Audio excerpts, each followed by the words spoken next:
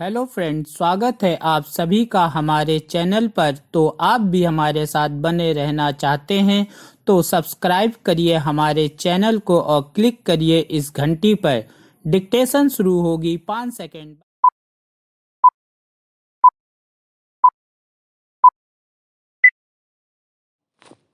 अध्यक्ष महोदय, गांधी जी ने सभी राजनीतिक कैदियों को सलाह दी थी कि उन्हें आदर्श कैदी के रूप में व्यवहार करना चाहिए, परंतु लेखक के विचार में वे स्वयं भी आदर्श कैदी नहीं थे। इस शताब्दी के पहले 2 दशकों में भारत की जेल हमारी संकल्पनाओं के नर्क से काफ़ी मिलती जुलती थी। खाना, कपड़े, रहने के हालात, सफाई व्यवस्था और इन सबसे बढ़कर कैदियों के प्रति अधिकारों का रवैया सब स्तर से काफ़ी नीचे था।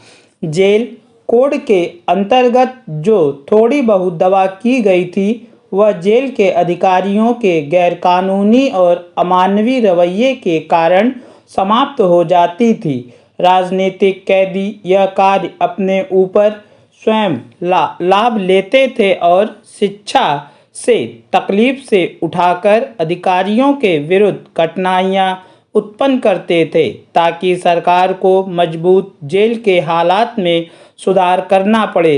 गैर कानूनी ढंग से कैदियों को पीटना और क्रूर यातनाएं देना एक आम बात थी। मारपीट से कैदियों की मृत्यु हो जाना कोई असाधारण बात न थी। जेल के कर्मचारियों में भ्रष्टाचार सामान्य रूप से फैला हुआ था। सच्चा और ईमानदार जेल अधीक्षक शायद ही कहीं हो, अतः लेखक और उसके साथियों को अनुचित रूप से गड़बड़ करके या भूख हड़ताल करके अधिकारियों के लिए कठिनाइयां पैदा करनी पड़ती थी। इस प्रक्रिया में राजनीतिक कैदियों का पूर्ण रूप से स्वास्थ्य खराब होना सामान्य बात हो गई थी। इस प्रकार विश्व युद्ध के दौरान जेलों की हालत में कुछ सुधार हुआ, क्योंकि उस समय विभिन्न जेलों में बड़ी संख्या में राजनीतिक कैदी रखे गए थे। एक प्रकार से वे जानबूझकर कठिनाई पैदा करने वाले थे और निश्चित रूप से आदर्श कैदी न थे।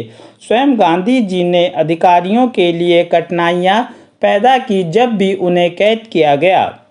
गांधी जी भिन्न अर्थों में कठिनाइयां पैदा करने वाले थे। जब भी उनको जेल में रखा गया, वे जेल में आने के तत्काल बाद सरकार को मुख्य रूप से राजनीतिक मामलों पर, परंतु प्रायः जेल के हालात पर भी पत्र लिखने शुरू कर देते।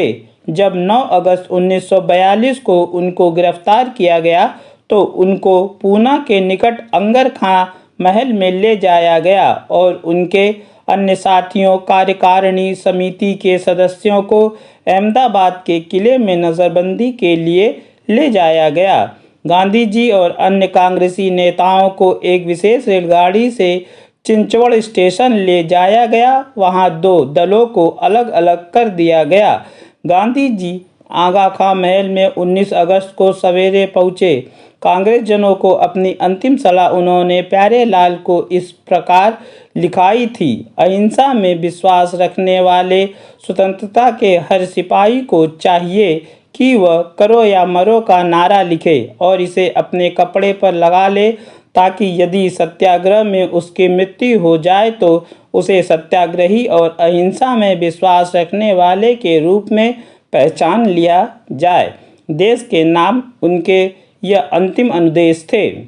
भाइयों व बहनों, मेरे तो केवल भगवान ही हैं, परमात्मा के सिवा सब कुछ परे है, पर संसार के अधीन होना पराधीनता है। उपयोग कितना ही है कि पराधीनता को त्याग दें, अर्थात संसार से अपना संबंध विच्छेद करके जो निरंतर हमें छोड़ता चला जा रहा है उसी को छोड़ना है, और यही साधना है। जो सदा से विमुख है वह संसार से विमुख होता है, और जो सदा से समूह है वह परमात्मा तत्व के ही समूह होता है। मनुष्य संसार में यह अपना है और यह अपना नहीं है। इस प्रकार 2 विभाग किए हुए हैं। वह जिसे अपना मानता है उसी की चिंता उसे होती है, और जिसे अपना नहीं मानता वह धराशायी हो जाए तो भी उसकी चिंता नहीं होती।